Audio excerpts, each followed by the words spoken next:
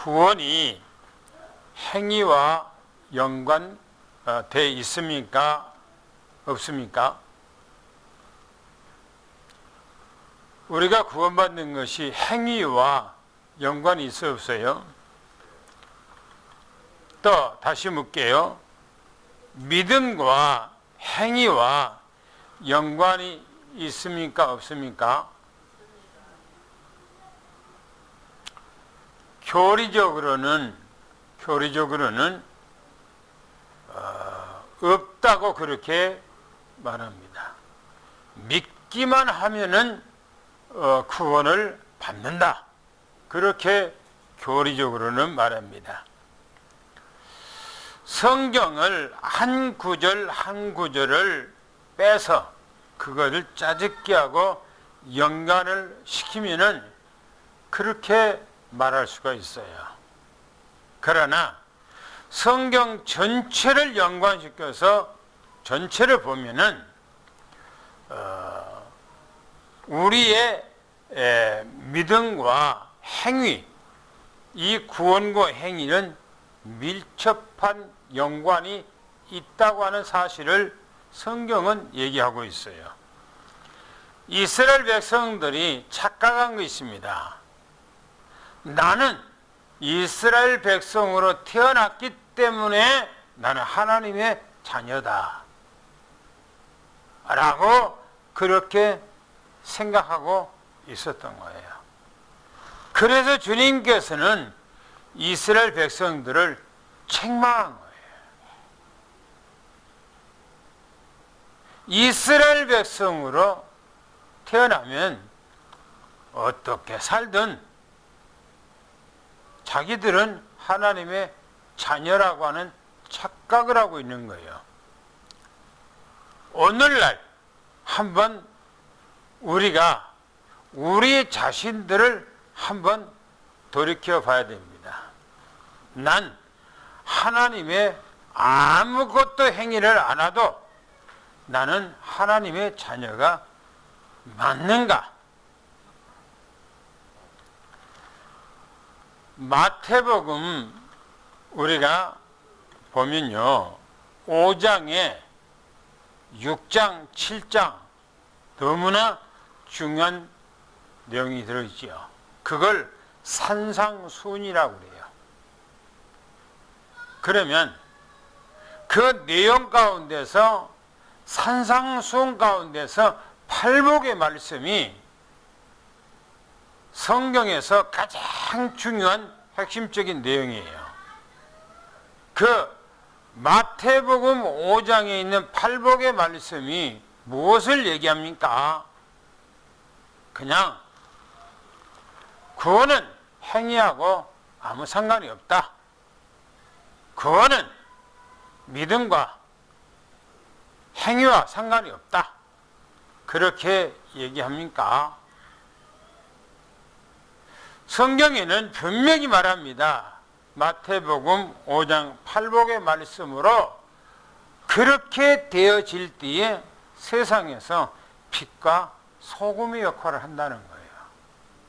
그러지 않고는 빛과 소금의 역할을 하지 못한다고 성경에 말씀하고 있어요. 그래서 예수님의 젖동생 야고보는 야고보서에 얘기하기를 뭐라면은 행함이 없는 믿음은 뭐라고 그랬죠? 죽었다. 죽은 믿음이다. 그렇게 얘기하고 있어요. 오늘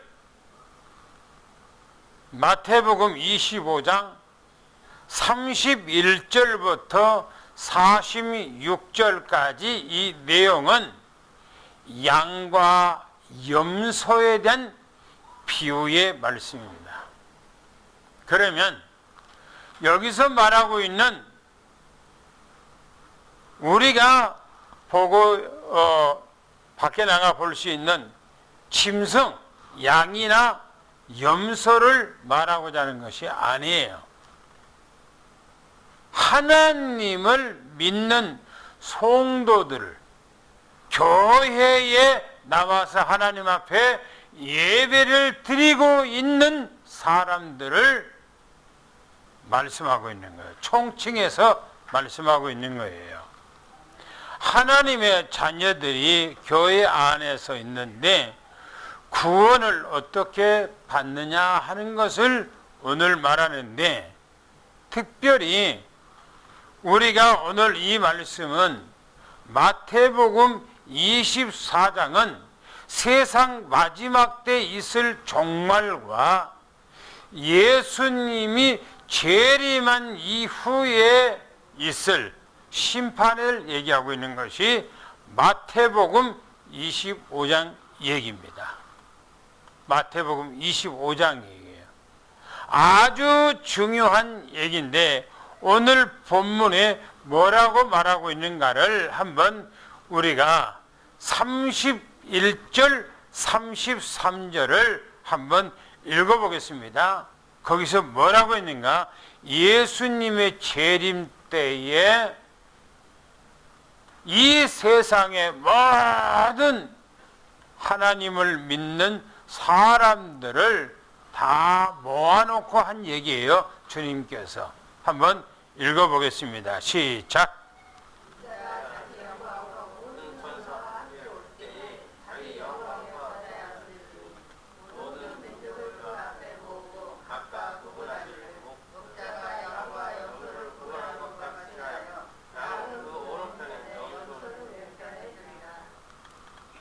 여기서 말하기를 뭐냐, 양과 염소를 구별하는 것 같이 그랬어요. 뭘 말합니까? 31절 32절에 예수님께서 재림할 때를 여기서 정확하게 얘기하고 있어요. 예수님이 재림할 때에 자기 영광으로 올 때 그랬어요. 예수님이 재림할 때는 영광의 모습으로 재림하시죠.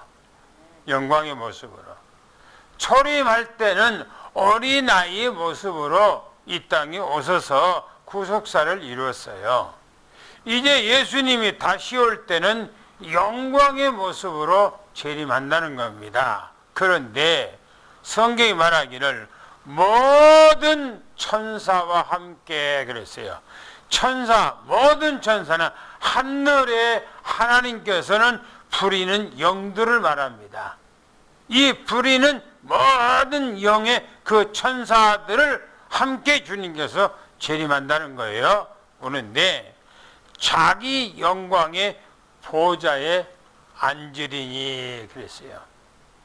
예수님께서 자기가 영광의 보좌라는 것은 왕이 자기의 보좌에 앉는 것처럼 예수님께서 재림을 해서 그 영광의 보좌에 앉는다는 겁니다.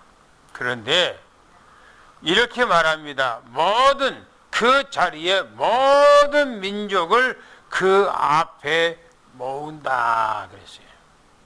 전 세계 모든 인류의 사람들을 거기다가 모은다 그랬어요. 거기서 각각 구별하기를 그랬어요. 구별하기를 양과 염소를 구별한 것처럼 그랬어요. 양과 염소를 구별한 것처럼 바로 구별할 것이다. 양은 오른편에, 염소는 좌편에 그렇게 한다는 거예요. 우리가 이 우편 좌편 할 때에 생각할 때에 예수님께서 십자가에 못 박혀 돌아가실 때에 한편에 우편에 있는 강도와 좌편에 있는 강도가 두 사람이 예수님의 양쪽에 못 박혀서 같이 죽습니다. 그런데 우편에 있는 그 강도는 예수님 앞에 회개하고 그 자리에서 구원받는 얘기가 나오고 좌편에 있는 그 강도는 예수님을 비난하고 욕을 하고 그래요. 그래서 구원을 못 받는 그 내용이 나옵니다. 오늘 여기서도 우편, 좌편 그렇게 나누어지는데 33절에 보니까 양은 오른편에 염소는 좌편에 두리라 라고 말합니다. 그러면서 두 번째 말합니다. 34절부터 40절까지 중요한 얘기입니다. 창세로부터 예비된 나라를 상속받는다 그랬어요. 뭐 말입니까? 영세 전에 하나님께서 구원 계획을 세웠어요.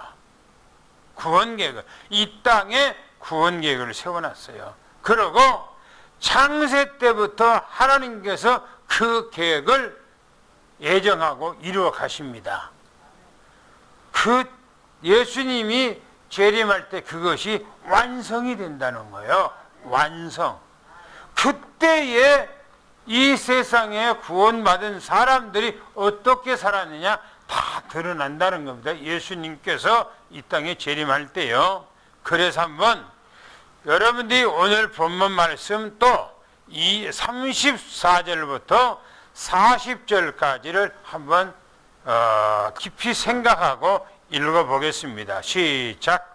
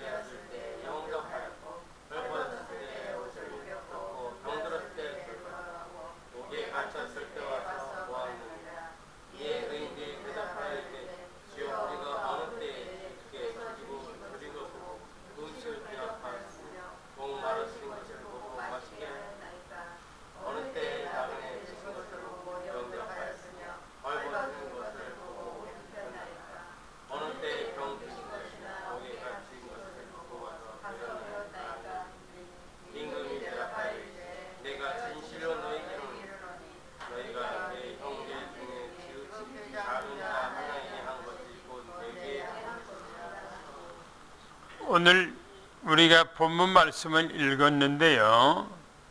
이 말씀을 우리가 읽으면서 행위를 주님께서 행위를 말하고 있습니까? 안 합니까?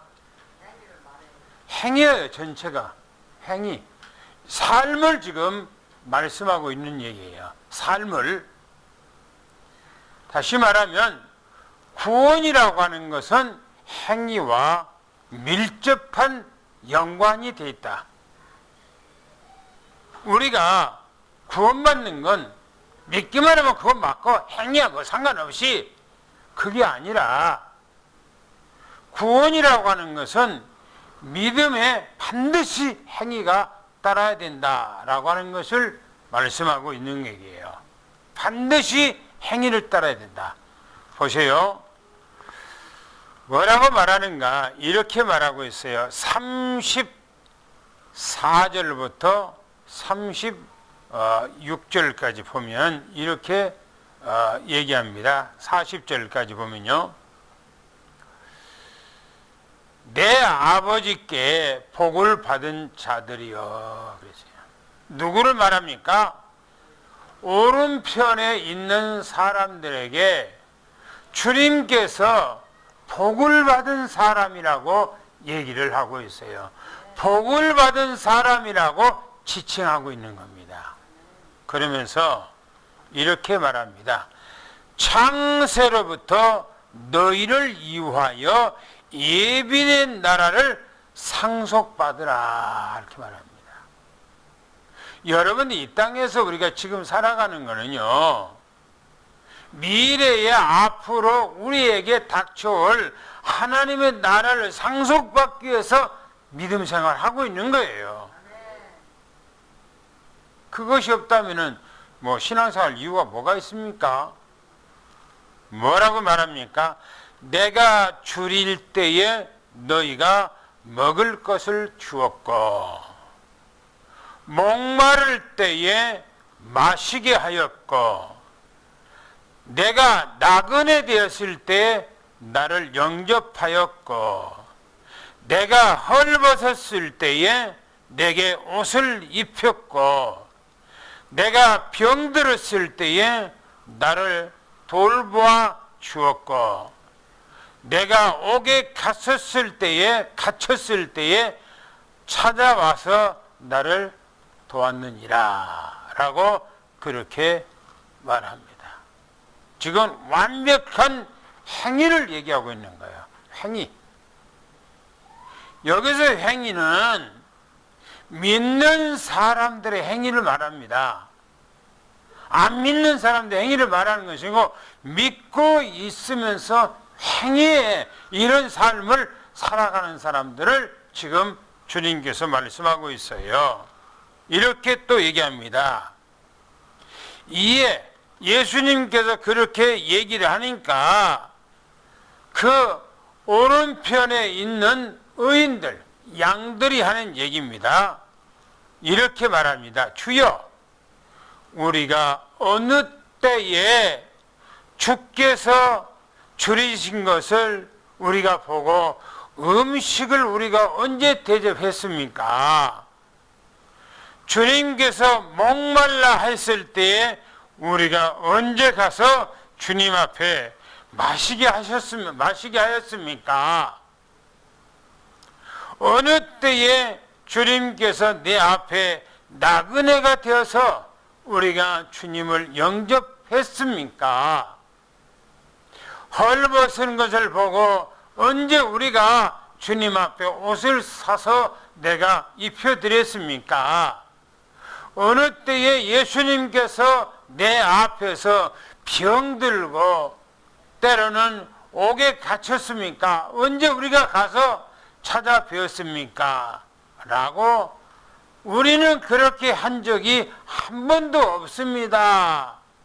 라고 안 했다고 그렇게 말하고 있어요. 그때에 예수님께서 그 사람들에게 한 얘기입니다. 뭐라고 하니까 너희가 여기 내 형제, 여기서는 내 형제라고 하는 것은 바로 교회 안에 있는 사람들이에요.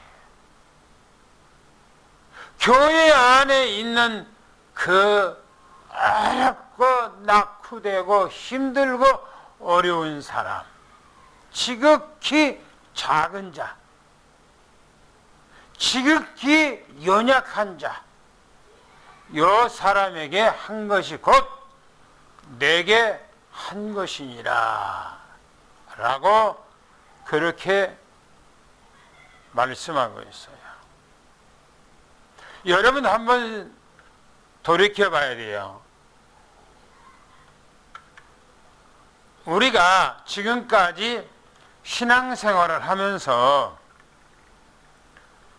내 주변에 내가 정말 다른 사람을 위해서 내가 헌신했는가? 내가 헐벗은 사람을 위해서 내가 옷을 사서 입혀봤는가?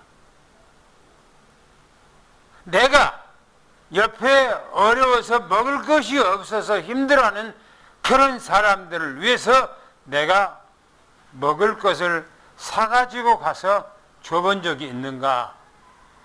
한번 우리 삶을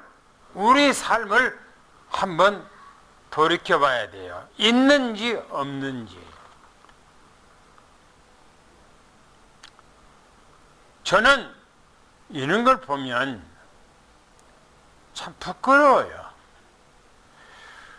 어떤 연예인들은 평생 동안 돈을 벌면은 그것을 주변에 없는 사람들, 가난한 사람들, 이 부르뜨에서 200억을 기부했니, 100억을 기부했니 라고 그렇게 방송에 나와요. 어떤 연예인은 자기를 위해서 안 쓰고 평소에 옷을 좋은 것을 안 입어. 이렇게 기자들이 사진 찍은 거 보면은 평소에 그냥 보통으로 털털하게 입고 다니는 거예요. 그런데 자기가 버는 돈은 다 기부하고 나눠주는 거예요. 어떤 목사는 돈을 얼마나 모아서 하는지 그런 기부는 하나도 안 하고 막 돈을 어떻게 하든지 많이 모으려고 하는 것을 보면서 부끄러워요.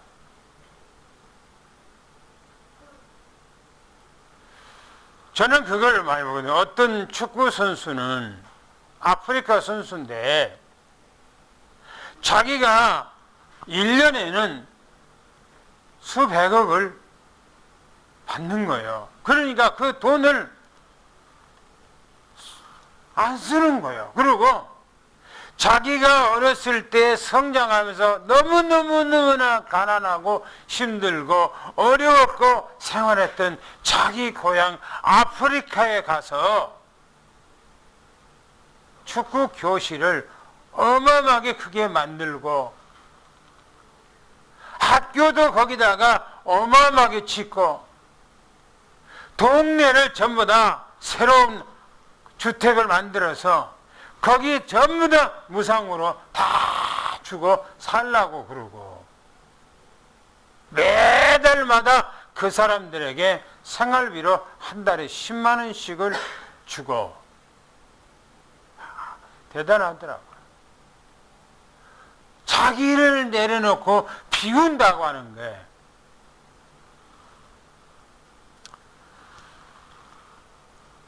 저는 거기다가 어떻게 따라갈 수가 없어요.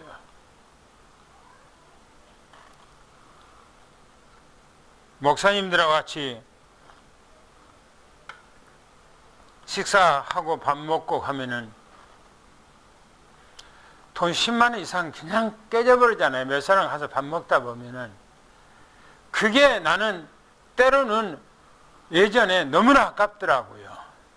물론 먹어야 돼요. 목사님들하고 같이 하기 위해서는 해야 돼요. 그래서 TV에서 그 보면은 아프리카 너무너무나 어려워서 먹을 것이 없어. 일주일에 아이들이 밥 한 끼를 얻어먹지를 못해. 그걸 보고 이웃집들이 고구마 하나 주면은 그거 먹고 집은 전부 다 막 움막에서 막 불이 막 물이 샌데 이걸 보고 그냥 있을 수 없더라고. 그래서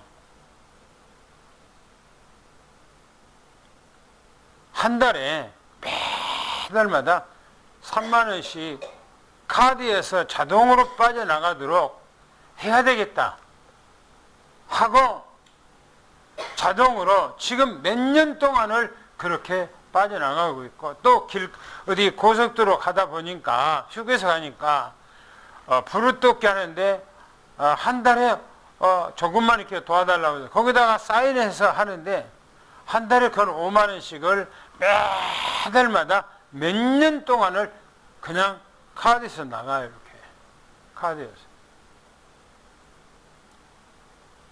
내가 돈이 있으면은 더 많이 하고 싶은 마음이 많이 있는데 내가 내 수준에 내가 할 수 있는 것이 최대한 여기까지다 하고 그걸 하고 있어요. 자랑이 아니라 더 많이 하고 싶은데 못한 것이 부끄럽지요. 왜? 저는 오늘 이 마태복음 25장 31절부터 46절까지 이 말씀을 볼 때마다 내 마음이 찔러. 마음을 쳐. 바르게 살았는데, 이렇게 살아야 되는데, 예수님 앞에 내가 나중에 설 때에 언제 갈지 주님 앞에 모르지만은 그러나 주님 앞에 섰을 때에 내가 어느 편에 설 것인가? 내가 우편에 설 것인가? 내가 좌편에 설 것인가? 내 자신을 돌아보게 되더라고요. 돌아보게 되더라고요. 예수 믿기만 하면은 구원을 받지요. 그러나 내가 어떤 남을 돕는 것에 대해서 너무너무나 인색하고 내 가정 식구들을 돕는 것만 생각을 한다면은 불신자들도 그렇게 하는데 나는 거기다가 뭐가 더 난가? 불신자들하고 나하고 딱 저울에다가 올려놓고 했을 때에 내가 더 낫는 것이 뭔가? 내가 그 사람들보다 나는 하나님의 자녀야. 나는 그리스도로 구속함을 얻는 하나님의 백성이야. 라고 말할 수 있는 저울에 올려놨을 때에 내 모습은 어떨 것인가? 라고 하는 거예요. 보세요. 오늘 본문 세 번째에 41절부터 46절까지 좌측에 있는 염소들에 대해서 주님께서 하신 말씀입니다. 뭐라고 말씀하신가? 한번 우리 전체 한번 다시 한번 읽어보겠습니다. 시작.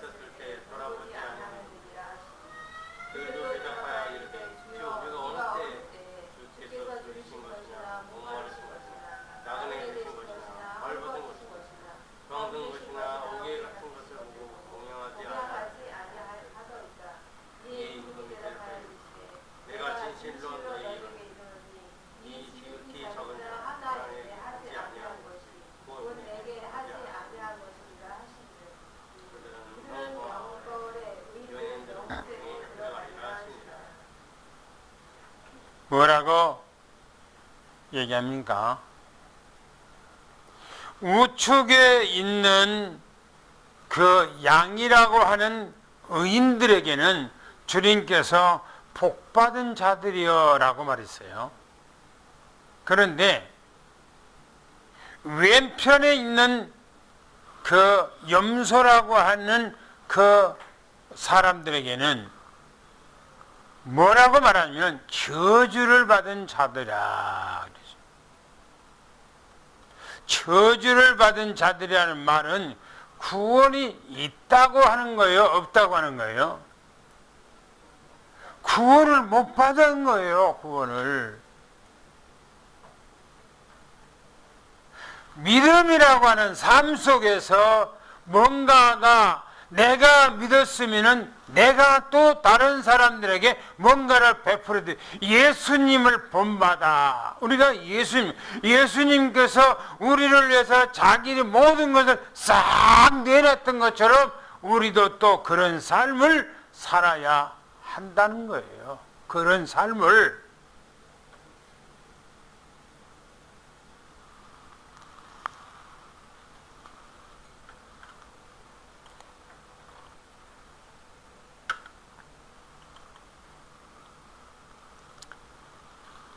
나를 떠나, 주님을 떠나 마귀와 그 사자들, 귀신들이죠. 악령들이죠. 이 사단 마귀의 그 악령들, 귀신들, 이 지옥으로 예비된 곳이라고 그랬어요. 예비됐어요. 그런데 지옥이라고 하는 것은 사람을 거기다가 집어넣기 위해서 지옥을 만든 것이 아니에요. 사단, 마귀, 귀신, 악령들을 거기다가 쳐넣고 그곳에다가 가두기 위해서 만드는 것이 지옥입니다. 그런데 왜 지옥에 갑니까? 하나님의 말씀대로 살지 않고 하나님을 따라가지 않기 때문에 안 하고 마귀를 따라가기 때문에 마귀가 들어가는 곳으로 간다는 거예요. 영원한 불못으로 들어가라라고 주님이 명령하잖아요. 특별히 보세요. 42절 43절에 이 사람들은 자기중심적이에요. 하나님의 말씀 중심으로 그렇게 살아가는 것이 아니에요. 여기서 말하는 자기중심이라는 것은 말씀을 가지고 있지만은 자기중심이요. 여러분 성경에 자기중심으로 살았던 시대의 사람들이 성경에 어디서 그렇게 합니까? 사사기. 자기들의 옳은 소견대로 살았더라. 자기들의 옳은 소견대로 살았더라. 자기 생각대로 사는 거예요. 하나님만 말씀하고 상관없어요. 하나님의 백성이라고 가나안 땅에 들어갔어요. 그런데 하나님 말씀하고 상관없이 자기 생각대로 사는 거예요. 뭐랍니까? 내가 줄일 때에 너희가 먹을 것을 주지 아니하였고 내가 목마를 때에 내게 마시지 아니하였고 내가 헐벗었을 때에 옷을 입히지 아니하였고 내가 병들었을 때에 옥에 갇혔을 때 나를 돌봐주지 아니하였느니라. 뭡니까? 완벽한 행위. 지금 삶을 주님이 얘기하고 있는 거예요. 너희들은 이런 삶을 살았다는 거예요. 그러니까 보세요. 44절에 그들이 하는 얘기입니다. 그들이 뭐라고 말하는가? 주여, 우리가 어느 때에 주님 앞에, 주님께서 우리 앞에 줄이셨습니까? 언제 주님이 내 앞에 목말라 하셨습니까? 언제 주님이 내 앞에서 나그네 된 적이 있습니까? 언제 주님께서 내 앞에서 헐벗었습니까? 언제 주님께서 내 앞에서 병들고 내 앞에서 감옥에 가셨습니까? 만약에 내 앞에서 이렇게 하셨다면 공양을 왜 안 했겠습니까? 공양을 했지요. 라고 그렇게 말하고 있어요. 자기 변명이에요. 자기 변명. 주님께서 말합니다. 45절에 임금이 마지막 말씀을 하기를 이렇게 말합니다. 내가 진실로 너희에게 말하노니 지극히 작은 자 그랬어요. 힘없는 자, 세상에 가진 것이 없는 사람, 이런 사람 지극히 작은 자 하나에게 하지 않는 것이 곧 내게 하지 않는 것이니라. 내 옆에 내 주변에 우리 교회 안에서 이렇게 어려운 사람이 있는 것은 우리로 하여금 도우라고 하는 거예요. 도우라고. 그런데 우리는 그런 사람들이 있는데도 불구하고 전혀 무관심하고 돕지 못하고 하는 것은 믿는 사람의 도리가 아니라고 하는 것을 성경에서 얘기하고 있어요. 이 말씀은요, 결론적인 거예요. 마태복음 쭉 말씀을 하다가 마지막 24절에 주님께서는 이 세상 끝날 주님께서 이 땅에 재림할 때 또 재림한 이후에 이제 심판이 있다라고 말하는 거예요. 심판이 있다 이게요. 그 심판은 무슨 심판입니까? 상과 벌에 대한 심판이에요. 상, 벌. 잘한 사람에게는 상을 주고 못한 사람에게는 벌을 주는 거. 교회 안에서 목사가 교회를 아주 웅장하게 잘 지어놓고 성도들이 구름대처럼 모여오는 거, 그걸 주님께서 잘했다고 칭찬한 거 아닙니다. 그거하고는 아무 상관없어요.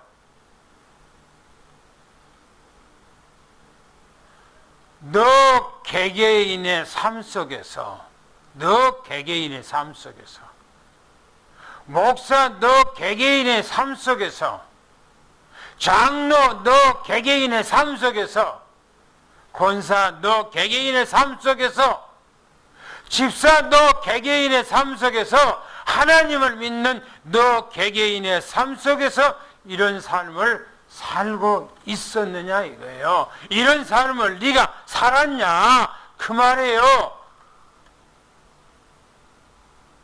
우리는 때로는 그렇게 생각할 때가 많아요. 그런 간증을 참 많이 합니다. 그것이 하나님의 은혜라고도 얘기를 해요. 사람들은 내가 하나님 앞에 열심히 했더니 나한테 복을 주어서 내가 이런 복을 누리고 살아간다. 알아, 내 삶 속에는 내가 이렇게 살지 않느냐. 남을 생각하고 배려하고 돕고 헌신한 것은 전혀 얘기를 안 해요. 내가 누리는 것만 얘기해. 근데 누리는 것이 그것이 누린다고 생각합니까? 저는 절대 그렇게 생각하지 않아요. 누린다고 하는 것은 어려운 가운데서도 하나님께서 나와 함께하면 거기서도 누리는 거예요.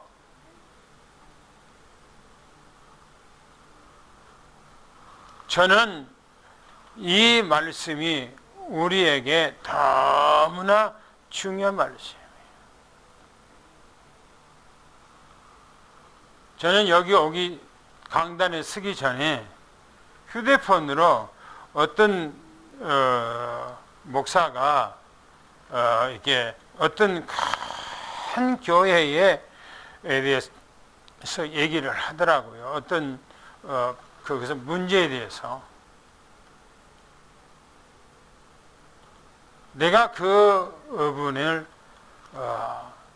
직접적으로 안 봤지만은 그분의 책을 내가 보았기 때문에 그분의 명성에 대해서는 잘 알고 있어요.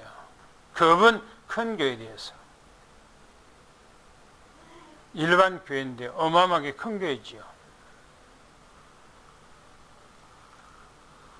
보면서 그게만 그렇겠는가라고 하는 그런 생각을 하고 그냥 휴대폰을 꺼버렸습니다마는, 우리는 이 땅에서 하나님 앞에요. 우리는 언제나 어디서나 무엇이든지 하나님 앞에서, 그러잖아요. 하나님 앞에서 조금도 부끄러움이 없는 그런 삶을 내가 살아야 한다는 거예요. 왜요? 사람은요, 잠깐 언제 어느 때 어떻게 될지 모르는 것이 우리의 삶이에요. 그래서 우리는 매일처럼 하나님 앞에 부끄러움이 없는 이런 의인들처럼 하나님 앞에 복 있는 자라고 인정받는 그런 삶 되기를 예수를 축원합니다. 할렐루야. 본문에 이렇게 말합니다. 너무나 중요하기를 창세로부터 너희를 위하여 예비된 나라를 상속받으라. 너무나 중요한 말씀이에요. 언제요? 주님께서 자기 영광으로 모든 천사들과 함께 영광의 보좌에 앉을 때 바로 그때를 말합니다.